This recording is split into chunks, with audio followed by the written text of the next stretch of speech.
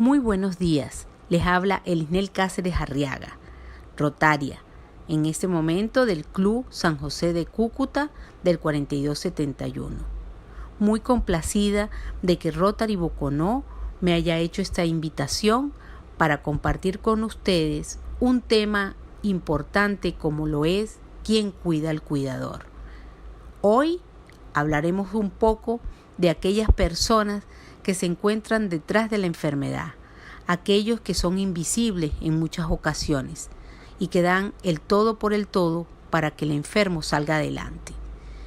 Bienvenidos a todos los rotarios que nos visitan del 4370, de 4380 y de otras latitudes del mundo. Muchas gracias. Iniciemos entonces nuestro tema con la responsabilidad del cuidador primario y las diferentes circunstancias que se van a presentar para que ejecute este rol. Encontramos entonces muchas circunstancias que van a convertir a esta persona en cuidador o cuidadora a lo largo de su vida. Observamos mujeres entre 50 a 60 años que van a tener padres, suegros, hijos, con imposibilidad de llevarles a un lugar donde puedan ser cuidados y ellos puedan económicamente hacerse cargo de esta responsabilidad. Entonces asumen ese papel. También observamos padres que desde el nacimiento de su hijo enfermo se convierten en cuidadores 24 horas o papás cuyo hijo enferma de repente o sufre un accidente y le deja en situación de dependencia. Esto también nos lleva a pensar en aquellos enfermos que tienen alteraciones degenerativas como el Alzheimer u otra enfermedad crónica. En muchos de estos casos y circunstancias, ellos se pueden convertir en cuidadores primarios y a veces es de por vida. Entonces, ¿cuál es el concepto de cuidador? Va a ser aquella persona que asiste o cuida a otra afectada de cualquier tipo de discapacidad, incapacidad que le dificulte o impida el desarrollo normal de sus actividades vitales o de sus relaciones sociales. Así lo describe en la revista de Enfermedades Neurológicas de México, en el volumen 11, número 3, en la página 169 del 2012. Encontramos entonces la clasificación del cuidador en cuidador formal y cuidador informal. El cuidador formal va a formar parte del 97% de los casos y el cuidador formal el 3%, que es quien recibe una remuneración por cuidar al enfermo. Tenemos que el cuidador informal va a ser sin capacitación, no va a tener remuneración y generalmente tiene un elevado compromiso sin límites de horario. Pueden ser familiares, amigos, vecinos. Observamos que en una gran parte las personas de cierta edad, de la tercera edad, son cuidados por sus hijos, por su pareja, por sobrinos, por nietos, en ocasiones por su madre, su nuera, o en otras ocasiones, cuando no hay familiares cercanos, por vecinos y amigos.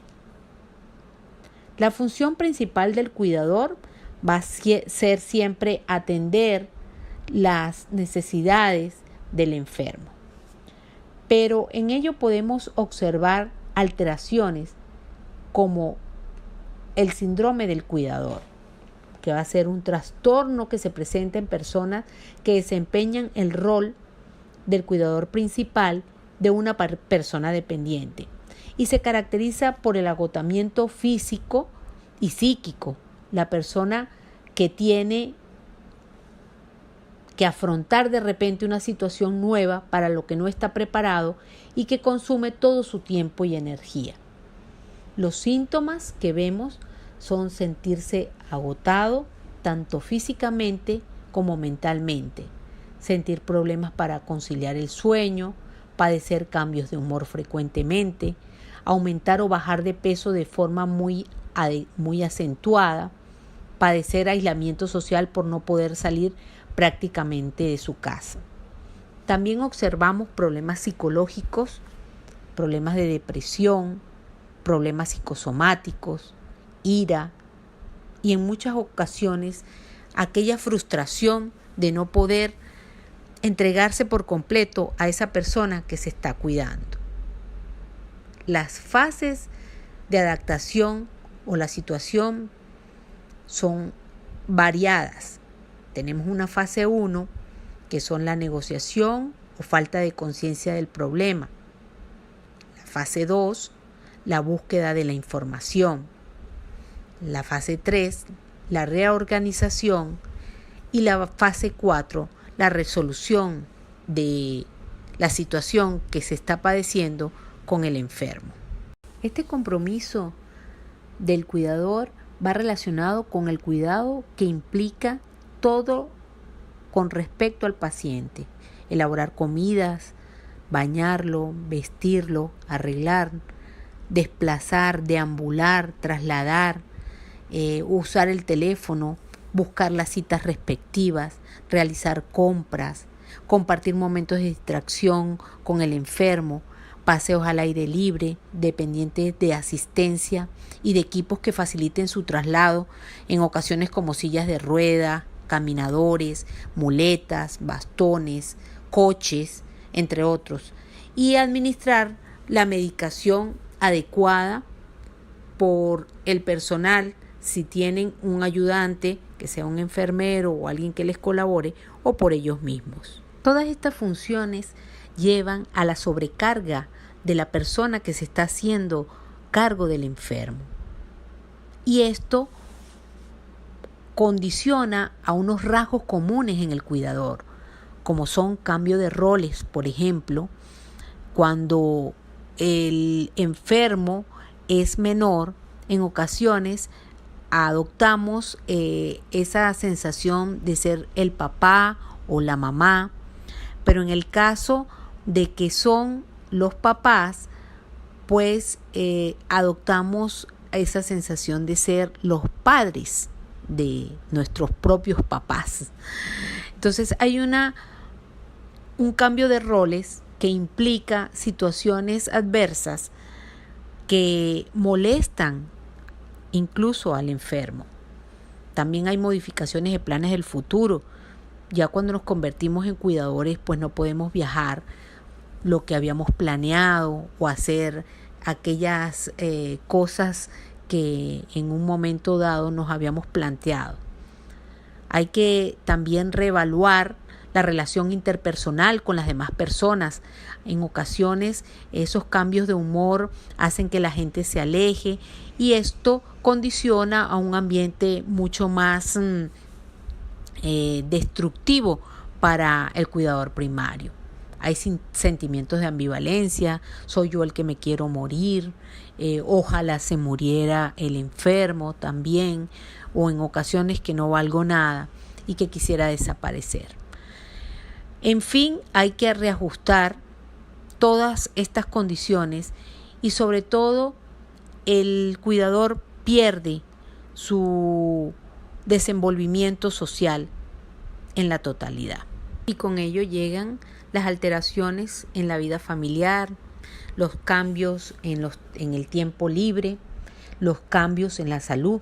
En ocasiones el cuidador termina siendo más enfermo que el enfermo que está cuidando. También los cambios en el estado de ánimo. A veces los cuidadores son huraños, son gritones, están agresivos o depresivos, mucho más depresivos que el paciente que está dependiente de ellos. ¿Cuáles son los consejos que se les podría dar al cuidador? Conocer cómo obtener ayuda.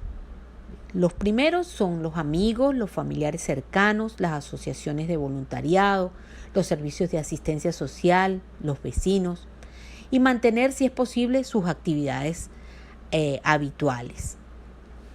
No se puede ser el único cuidador, hay que involucrar a otros. Hay que comentar la evolución del paciente con los familiares u otros cuidadores que se conozcan. Hay que cambiar los hábitos por una vida saludable. Recordar que uno como cuidador es fundamental para la estabilidad del paciente. Mantener una alimentación equilibrada, hacer deporte, evitar consumos excesivos de tabaco, de alcohol, de drogas incluso. Los momentos de respiro en tiempo libre, de ocio, cuidado de uno mismo. Tener reservado un tiempo para hacer cosas propias y que le plazcan. Evitar el aislamiento social. Intentar facilitar la autonomía del familiar al máximo. Dejar que haga lo que pueda hacer, aunque tarde más tiempo. Si no, estaremos favoreciendo su dependencia y aumentando nuestras labores.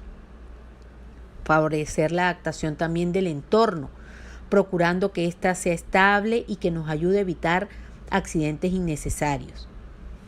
También evitar el estrés. En la medida de lo posible, planificando de antemano las situaciones conflictivas. Una actitud positiva va a jugar en nuestro favor. Va a fundamentar mantenernos positivamente para poder ayudar más. La información y formación es importante. El familiar enfermo no hace las cosas para fastidiar, sino por el daño cerebral o por la enfermedad que esté presentando. Y por eso presenta conductas nuevas y difíciles de entender en ocasiones. Los sentimientos negativos que aparecen en algunos momentos, pues son humanos. Lo importante es saber reconocerlos y no tener miedo e intentar superarlos o al menos equilibrarlos. Y es fundamental el papel del médico, del personal de salud, que no debemos dudar en ponernos de acuerdo con ellos para contactar cualquier ayuda en todos estos sentimientos negativos. La información adecuada sobre el proceso que afecta al enfermo y su posible evolución son recomendaciones fundamentales, orientándonos sobre todo cómo hacer frente a las carencias progresivas y a la crisis que puede tener la enfermedad. El cuidarse o el cuidar al cuidador nos ayuda a planificar el futuro y a prepararse para recuperar la normalidad tras el fallecimiento del enfermo. Saber organizarse, valorar los recursos con los que dispone, los apoyos físicos de otras personas, la disponibilidad del tiempo y los deseos de compartir su cuidado y con otras personas, bien sean familiares, amigos, vecinos.